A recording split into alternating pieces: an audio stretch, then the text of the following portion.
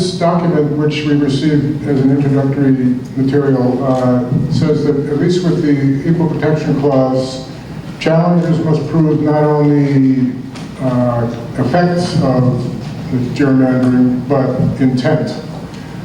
Is that true for all of the theories? And is it true? And is it true for all of the theories? And how do you do it? Well, as a practical matter, you're going to have to prove partisan purpose and partisan effect. It's not terribly hard to do, and there are a lot of ways, and let me give you examples. In North Carolina, the reason it is a perfect test case is the North Carolina legislature put in writing the criteria that they intended to use. One of the criteria was political data, that's what they called it. And they said, people drawing the maps shall use only data reflecting the outcomes of statewide elections between 2008 and 2014. They shall not use racial data because the earlier districts have been held to be racially gerrymandered. And otherwise they comply with the one person, one vote rule. Then the next paragraph says what the objective would be. It was headed appropriately, partisan advantage. And it said the map maker shall make every reasonable effort to maintain the current 10-3 partisan advantage. In the legislative hearings, the sponsor, Senator Representative David Lewis, who we deposed, told the committee that the purpose was to maintain the current 10-3 partisan advantage, and the reason they didn't go 11-2 was it wasn't mathematically possible. That's what makes that a great test case. Now, legislators are going to wise up to that, and they're not going to put things in writing, and they're going to do it in secret the way they did in Wisconsin and the way they did it in Maryland. But then courts are going to let you take their depositions, and many will lie, but the paper trail will not go away. And you will look at the multiple maps they used and so forth. But then there is a body of really good work by political scientists and mathematicians in which they will take a map that is drawn. We use in North Carolina Dr. Joey Chin, who's at Michigan as a political scientist, and he essentially has programmed a computer to put in all the data anybody ever uses in redistricting. You can do this. If you want compact districts, you can tell the computer, I want compact districts. If you want contiguous districts, you can tell the computer, I want contiguous districts. If you want to tell the computer, in our state, our policy is to divide counties as little as possible, or to divide municipalities as little as possible, or to take into account the black voting age population for Voting Rights Act criteria. You put in all the legitimate criteria you want to, and the computer can then run an innumerable number of random maps. In Joey's case, he ran 1,000 maps. He said statistically, you probably need to run 30 to be statistically reliable. We ran 1,000. That was a round number that we understood. Out of 1,000 maps, not one would produce a 10-3 Republican partisan advantage. Not one would produce a 9-4 Republican partisan advantage. And from that, he was able to conclude there is no explanation for how you could possibly come out this way except to maintain partisan advantage. And thus you prove both partisan intent and you prove partisan effect. There is also, we also used, and we're really working on this, Professor Jonathan Mattingly, who's at Duke, who is the head of the math department. I was a math major for 1/4 for a reason. But in 2012, after the election, in North Carolina in 2012, the Democrats actually took 51% of the statewide vote. They won 4 of 13 seats. And so here's this mathematician at Duke says, how can this be? So he and a bunch of graduate students got together and started doing math. And he did much the same thing, except he used a different set of criteria. And he ran 124,000 maps and then deleted everything that was an outlier to get down to a mere 24,000. And then he did all the mathematical calculations by district that you could possibly do to say, using neutral criteria, how could you come up with districts like this? And he charted them. And you came out with a line that looked like this, because people are distributed. Some districts are going to be Democratic, some are going to be Republican. And then he put the districts the legislature actually drawn. And they were such outliers to this map that he again was able to conclude that there is no possible explanation that this could be done because of what is called clustering. The political scientists will tell you that Democrats tend to live clustered together like birds of a feather in urban areas and Republicans in rural areas, and that may be the explanation for this and things like that. There could be no explanations that they have not calculated. So you'd be able to prove it circumstantially. Currently, the Supreme Court has not yet really seen this evidence, but it's simply a matter of proof. And you know, it's among the really nice things about the three-judge court opinion in North Carolina is this very simple statement. The Constitution provides the legal standard. First Amendment tells you you can't discriminate on the basis of viewpoint. The 14th Amendment tells you that government has a duty to govern impartially. You can't discriminate against people. Article 1, Section 2 says things, and Article 1, Section 4 says things. That's the court's job to interpret it. It says this is the legal standard. Just as when Congress writes a law that says you can't possess more than X pounds of marijuana, that becomes the legal standard. Then it's just simply a question of proof. Did you violate the legal standard? And that's what courts have done day in, day out.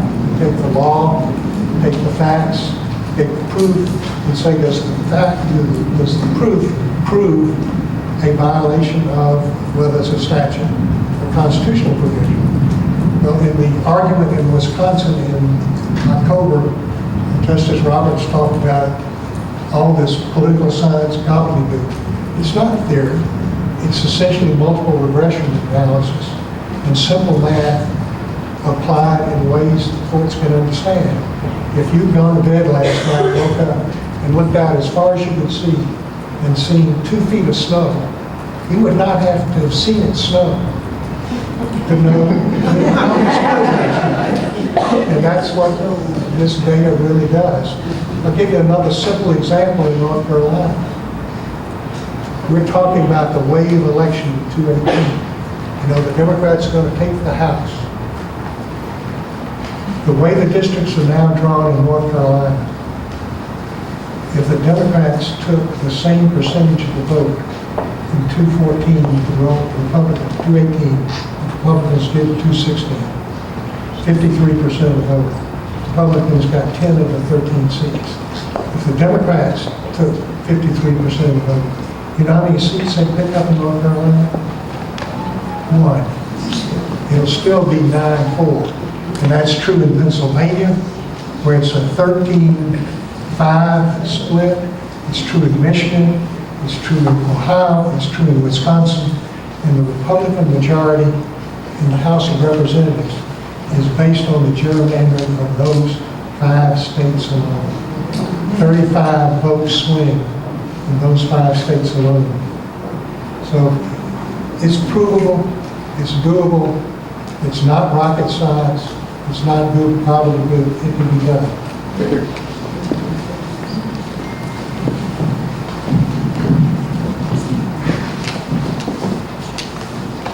There was a time when we could draw districts to maximize minority representation.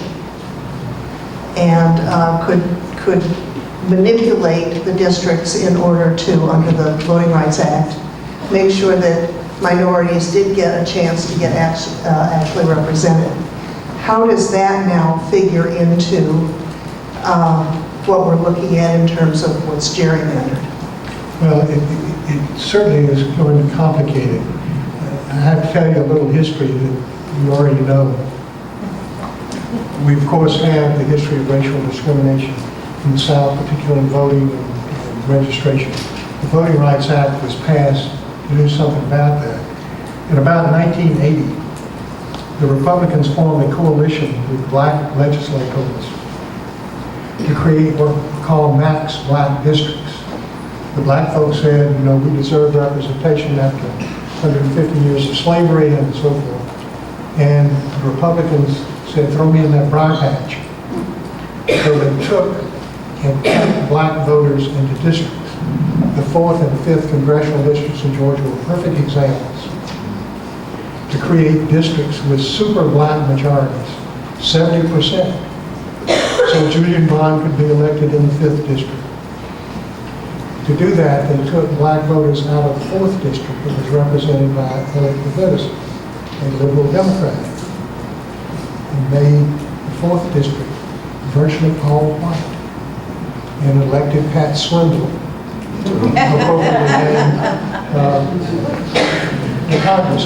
That happened throughout the South.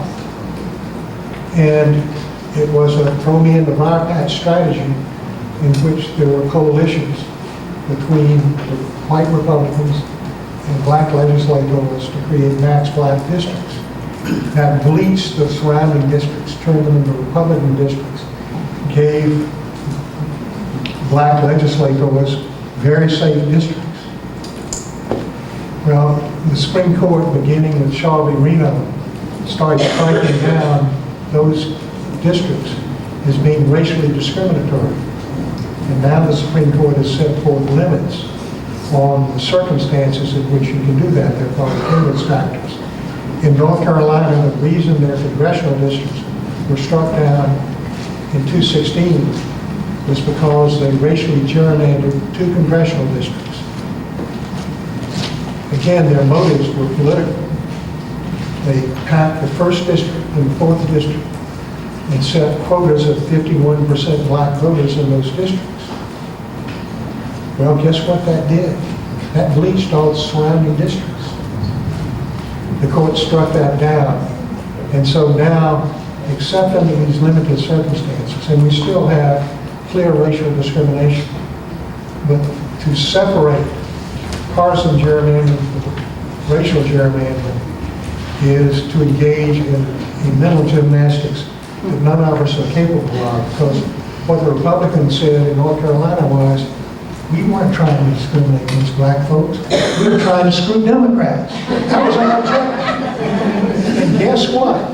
The Supreme Court of the United States, in a series of cases, beginning with Shaw v. Reno, said you could defend a racial gerrymander case by not using the N-word, but saying you were doing it for partisan reasons.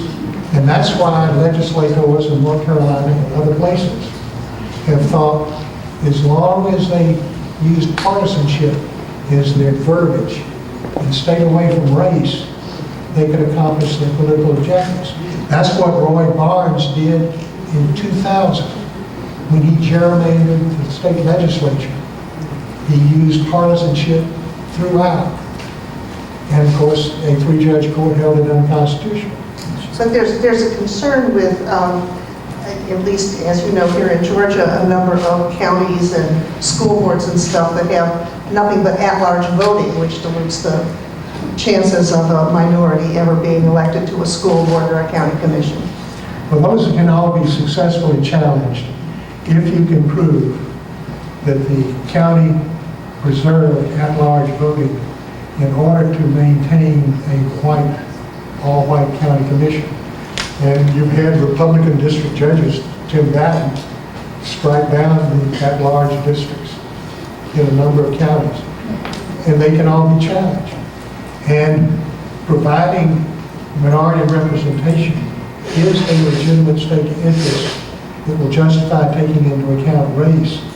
But when you do as they did in North Carolina, the two districts that they insisted on 51% majorities already had black members of Congress who'd been elected by a district that had 42% black population and 38%. So those were not racially polarized congressional districts, and there was no need to do it. But many legislators, but never having run for office, I can understand the ability to criticize without having to be contradicted. They want the safest district they can get.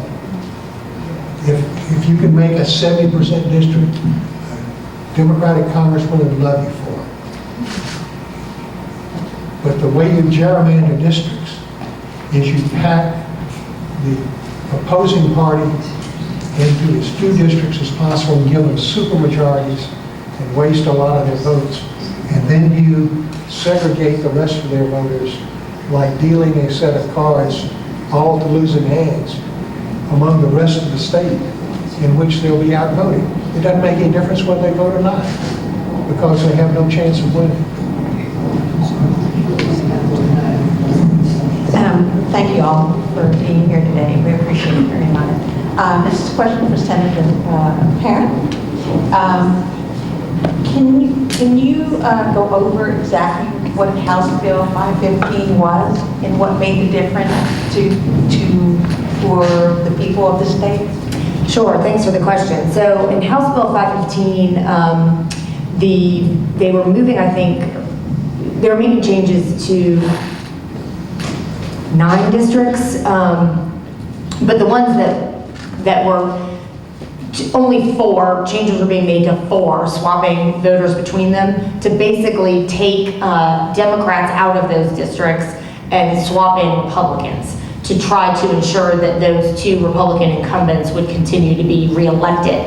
And as I mentioned, they had done the same thing with at least one of those districts 2 years prior, but his election margin was still shrinking and getting really close. So what made the difference was the fact that there were eyes on them, and it started to get into the media. And by eyes, I mean everyone who had been packing out the committee hearing rooms to advocate for an independent commission, who were engaged in the process, who saw what we could put out the alert and say, here's what they're trying to do. They're actively engaged in trying to gerrymander these districts right before our eyes right now. And so, you know, the hundreds and thousands of people that showed up to fight against it started getting in the media.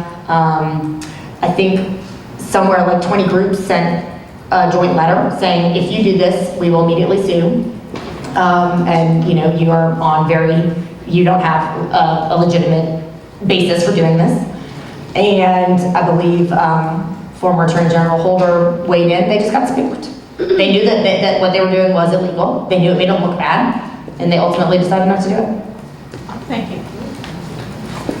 So, Emmet, I know that the court in the North Carolina case sent them forthwith to draw the maps very quickly, and the Supreme Court stayed that. Is there anything about the Supreme Court stepping in and saying you don't have to redraw them as quickly as the Circuit Court said that worries you? And then, secondly, given that North Carolina is the case with the great facts and the great evidence, if we're waiting for it, might have to argue it next term, are we concerned about Kennedy not being there? I hear he didn't hire clerks. Yes and yes. The first case that was won at district court level was Wisconsin. It was won on an equal protection theory. Candidly, it has some legal problems. Those of us who follow this, the betting is it can't be reversed. But the Supreme Court stayed that. The North Carolina case on legislative redistricting, Covington, the court actually ordered a special election, and the court stayed that and then affirmed the case. So a stay doesn't necessarily mean a reversal. It's more routine to grant a stay in one of these cases than not. We have actually filed in the last 2 days a motion with the Supreme Court asking them to expedite the briefing for the case so it could actually be heard this term. There's a lot of speculation that this may be Justice Kennedy's last term. And if Trump filled it with a Gorsuch, God knows what happens. Kennedy is clearly the key vote, and his opinion in the Pennsylvania case in 204, in which he raises this First Amendment theory, is one on which we are all banking very heavily. When I read it, I felt like a moron, that it was really an insight to dealing with redistricting ways that nobody had thought about. And nobody had argued, and the litigants in that case had not argued. And so we think that he is very much there. In the Wisconsin case in October, he asked the lawyer for the state legislature a really interesting question. He said, what if you had a state constitution or statute that said all redistricting should be done according to neutral principles, but whenever there was discretion, you should draw the discretion in favor of party X and against party Y? Would that violate the Constitution? And she evaded the answer, and 4 pages later, he came back with some heat and said, you didn't answer my question. And he repeated it. And she answered, yes, it would violate the Equal Protection Clause of the 14th Amendment. And now that I think about it, it would also violate the First Amendment because it would be viewpoint discrimination. So he's there, we think. Her concession, which of course is not binding on North Carolina or Maryland or anybody else, is a candid answer from a very good lawyer to a very pointed question that makes us think that there's every reason to be optimistic. And don't kid yourself, this is either going to be win or lose. This is either going to be unconstitutional, or if the court again refuses to hold it unconstitutional, what you're saying to state legislators is, it is open season on the other side. If you've got a majority, you can screw them to the wall as far as you can screw them, and the courts aren't going to do anything to interfere with that. There are a few exceptions. Pennsylvania Supreme Court last week, relying on an 1777 provision of the original Pennsylvania Constitution that provided for fair elections, ruled that their congressional district violated their state constitution and has ordered the districts to be redrawn in 2 weeks, and has just appointed Nate Persley from Stanford to draw up independent districts in case they don't do it. So some state courts are going to suck it up. Don't count on that in Georgia. I just wanted to follow up on the senators. No.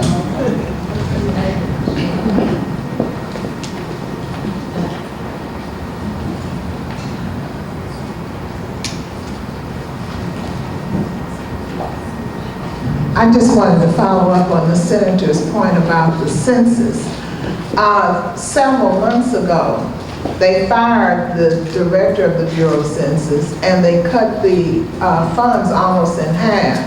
So when we're doing this rallying against these things, that's one of the points that we should be focusing on, because they don't really want to count everybody. It's really, really serious and scary. Yes, I totally concur. I mean, certainly there will be groups who are going to be focused on this, and some of it is going to have to be just engagement, community engagement and education, because if people don't know it is okay to return the form, then they might not. So a lot of it will need to be kind of a lot of people engaged in community efforts to get folks to return the form. affect the census. And there will be, I have not delved heavily into that issue, I'm just watching it because I'm concerned. There will definitely be groups, I know, that will engage on that. Hi, my question is for both of the elected officials, and it has to do with the power of individual lobbying. What we found last year with House Bill 515 was that individuals who were in favor of gerrymandering scurried away from the area whenever they were publicly asked a question. And it seems to me that nobody is in favor of an elected official who has power using their power to keep their job.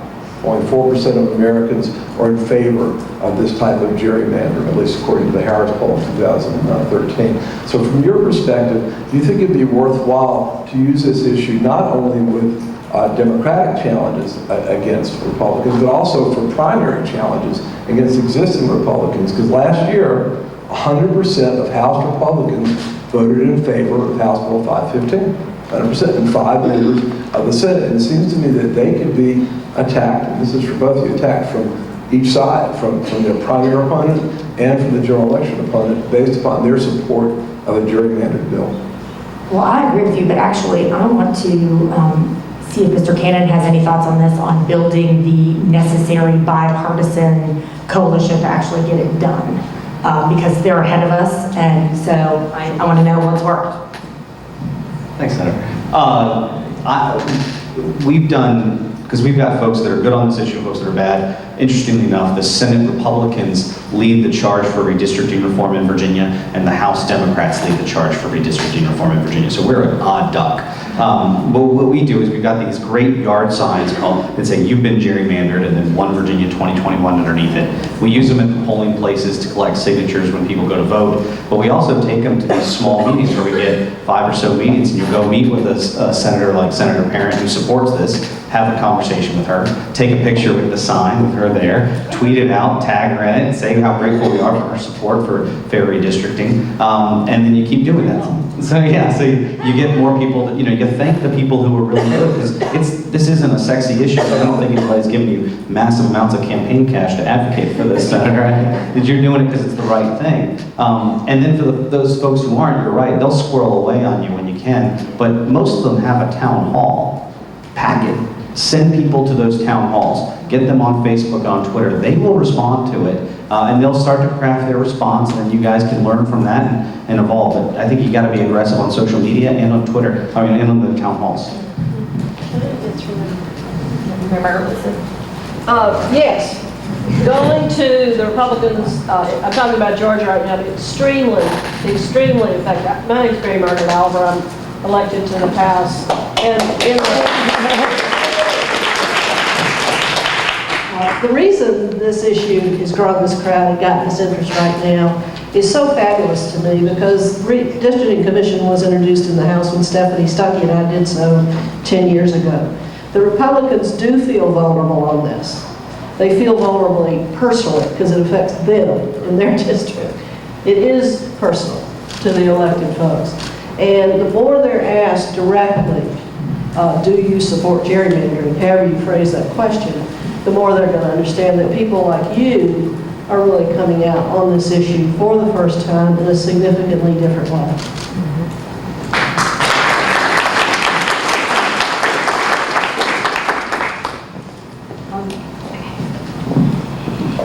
In Georgia, since we don't have a state referendum or individual referendum option, we are kind of relying on the legislature. We're not terrifically optimistic we'll necessarily heed those calls. But when we are looking at the court cases that are requiring, that are overturning the state maps and requiring them to redistrict, how many of them, if any, are requiring them to use like an independent commission or anything like that? Because basically my concern is that they'll essentially, instead of being so extreme, just find the most extreme they can possibly be, but still justify it and say it could happen naturally, especially with computers. So how likely do we think it is that, even after a swing of court cases maybe that do somehow miraculously rule in our favor, it doesn't really solve the gerrymandering problem with the absence of requiring legislative, change? I think, I want to hear what Emmet has to say, obviously, but I think it's critical to keep pushing for a upfront, forward-looking process, because the problem is the court cases take like 8 years, and then it's time for the next census. So you can sort of draw unfair maps on purpose. I mean, unless they sort of start really speeding things up, and that could happen if it got more and more egregious, but if it does become open season from the Supreme Court, it's that much more important to do it up front. Otherwise, basically, if the maps are locked in for 10 years and it takes 8 years to get them thrown out on a final order, what have you gained? Nothing. The difficulty with it is that there are innumerable ways that district lines can be drawn.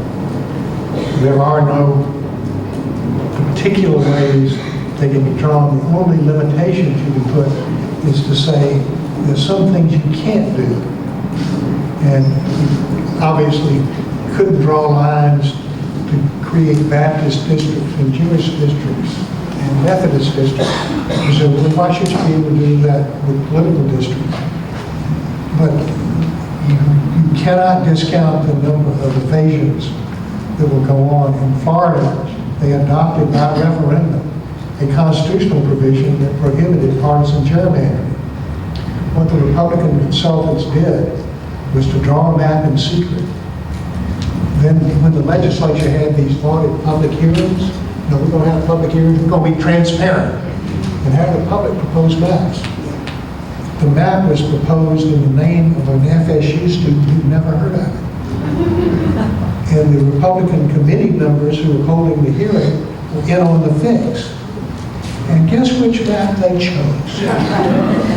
The one that their consultants had drawn. That got litigated and the Florida Supreme Court threw it out. And ultimately, by then, the Republican-controlled House and the Republican-controlled Senate weren't speaking to each other, and they couldn't agree on a new plan. And so the court adopted a plan and proposed, guess who?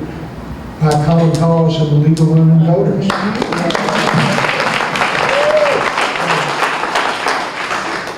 The line, the cheating, the swindling is going to go on. And we're going to have to be prepared to fight them because they're not going to give up political power without a fight. But this can be proven with the math that is now available and the computer power that is now available. You can expose a map as being partisan, intentionally partisan, in ways that you could not have done before.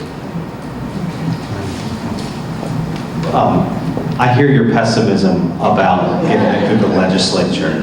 That's where we were 3 years ago. I took over as executive director. We had about 3,500 supporters on our list. Our organization was a year old. I was the second ED. Now we've got over 70,000. Do not discount your conservative friends in conservative districts who could support this. There's nothing ideological about gerrymandering. You know, it's not like taxes or healthcare or something like that. There's no, I mean, obviously both sides have done it. So the charge is, though, is to go into those places where you aren't. And our goal is to get 1,000 signatures per House of Delegates district. I want 1,000 people in every, some are going to be liberal, some are going to be conservative, but we need 1,000 people in every district to stand up. Because if that starts to happen, these guys, I mean, we had people lose elections on this issue in the Democratic wave we just had. So no one foresaw that 3 years ago. Keep going, don't give up. And by the way, plenty of conservatives really do support this issue. Because if you're against big government, there's nothing more big government than letting that politician draw his own lines. Right.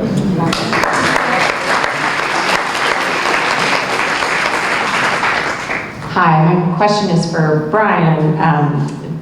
Because you are a little bit further down the field than we are here in Georgia, my question is specifically about how do we market, how do we sell this idea, particularly when there are so many other things out there that are scary and lots of us care about, whether it's the healthcare or the environment or immigration. I mean, there's so many things that, you know, are more perhaps dire, but how do we market the idea and get people into the coalition, because that's what this is all about. And thank you guys, everyone, for being here and hearing about this issue. But how do you distill and market the idea that this is an important reform that will impact those other issues? So That's a little tricky because as an organization, we don't talk about, oh, we would have Medicaid expansion in Virginia if we had redistricting reform, though that's probably true. We don't connect it to the larger public policy. The way I talk about this is, and I stole this from one of our supporters who testified before our committee session last year. He said, redistricting is not the issue I care about the most. I care about a lot of other issues way more. But because of its effects on our democratic republic, it's the issue I have to care about first, right? I think that's a good frame for this. It certainly won't solve all of our problems, but it'll better equip us to address some of the ones that we've got. And then the other side, and that's for talking to people, for talking to legislators, I mean, you're gonna really have to support the folks that have stood up for you all already and start to listen and understand the other folks who maybe aren't there yet. I think this is a 70-30 issue, if not more, in terms of the people who want to support this. So there's plenty of folks on all corners to do it. You know, my Republicans in the House who support this reform, some of them remain skeptical about how a commission could really do a better job. Unelected, unappointed, you know, we just removing the politics to another level. Some of that concern is a bit of a fig leaf, right, for opposing us. But I think some of it's valid. I don't want that either, right? You gotta like address that concern. So maybe there's an Iowa-style model, or maybe we could just do the Florida-style model. I think you've got both of those options. And either way, like, you know, push for reform, but listen closely to what those who might be on the fence about being with you or not, and start to craft plans. The other thing we've done is we consider you a redistricting reform supporter on an easy, low bar scale.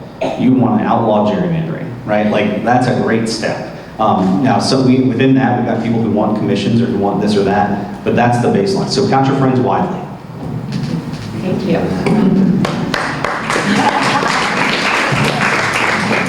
Hi. One thing that I read about, but I'm not sure that I completely understand, as opposed to a independent commission model, is the I slice you pick model. Is that does that make? Have you heard of that? Where essentially, so the concept comes from, if you have kids and you have a slice of cake that you need to divide, one kid gets to cut the cake, the other kid gets to choose his piece first.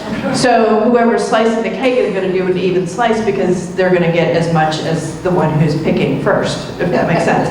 So it's a sort of a parenting hack that I've heard some people suggest would be, if you're going to have legislatures redrawing their own districts, as opposed to having a commission, you would have this I slice you pick, but I don't really understand how the picking would go. But is this completely out of, is that like some complete outliers idea, or? I don't think that would work, for part of the reason Bryan gave the example in Virginia. You know, people who've argued that gerrymandering occurs when the same party controls both houses in the governorship. And yes, it does occur there. But that's not the only place it occurs. When you have, as you had in Virginia, the Democrats controlling one house and Republicans controlling the other, what legislators have traditionally done is they say to the Georgia House, you draw your map, and we in the Senate will draw our map, and you stay the hell out of our business, and we'll stay out of your business, and we'll be in office. And so, I just don't think that works. I'm a bit skeptical of independent commissions because if the governor and the lieutenant governor and the speaker and the secretary of state appoint the commission, what are you going to have? There are a lot of constraints. That's why I think legal and constitutional restraints that say, just as you're not supposed to use crack cocaine in public, you ought not to be able to rig districts based on how people voted. Ought to be a rule that everybody can understand, and that you need to do this neutrally. So this is not a simple solution. One of the things that has been argued in so many of these cases, and the reason was they found it, is they look at the statewide vote and say the Democrats took 52% of the vote, they ought to have 52% of the state legislature. Well, you can't draw districts that will produce proportional representation. And the Supreme Court has repeatedly said there is no constitutional right to proportional representation. But what everybody ought to understand is that government ought to have a fundamental duty to govern impartially. And rigging elections, which is the way democracy is supposed to work, how can you have any confidence in the democratic process when the election is rigged? And campaign finance fits into that as well, but redistricting more than anything else. And that is a message that Democrats and Republicans can really agree on. Nobody thinks we're going to have rigged elections. And selling it politically, one of the ways they came close to getting reform in North Carolina was convincing the then Republican majority that what comes around is going to go around much sooner than you thought. And with these demographic changes, it may be 2020 when the Democrats take control. And when they do, they're going to come back with a vengeance, as you have done in 2010. That was what the Republicans did in Texas after the Democrats gerrymandered those districts so viciously. That's what the Republicans did in Georgia after the Roy Barnes redistricting, which was viciously partisan. Wasn't any question about it. They paired Republican incumbents. They cheated on one-person, one-vote rule to give Democratic advantage in some districts and Republican disadvantage in others. They did all the manipulation you could do and overtly said they were doing it for partisan reasons. Nobody thinks that's fair. From a kindergartner all the way through a nursing home person. And so it is going to be difficult to check. It's going to be difficult to enforce. But, you know, democracy's never been simple. And if you're talking about something that is really fundamental, forget it, forget health care, forget legalization of marijuana, forget all of these other issues. If you don't have fair elections, do you have a democracy?